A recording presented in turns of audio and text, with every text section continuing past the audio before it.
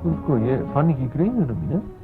Fannst ekki greiðuna? Nei, ég var bara að reyna, ég veit ekki hvað ég ætti að gera hérna. Ég ætlaði bara að vera að greiða mér, þú veist, eins og ég ger alltaf á morgnana og þá bara fann ég ekki greiðuna mína maður.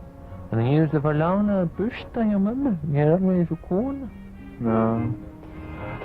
Eins og ég lendi í sko, það var sko vakinn, ég var vaknaður sko. Já.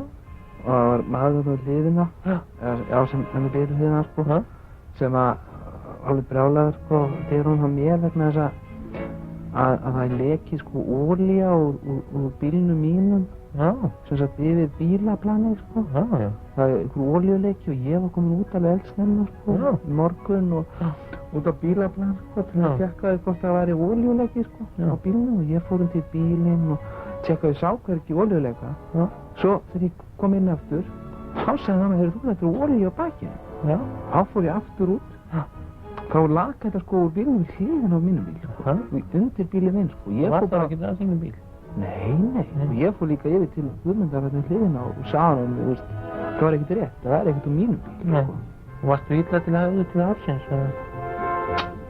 Já, ég var það rotinpúrðulegur sko. Þetta var Morgunröflið með þeim Sigurjóni Kjartanssyni og Jóni Gnarr.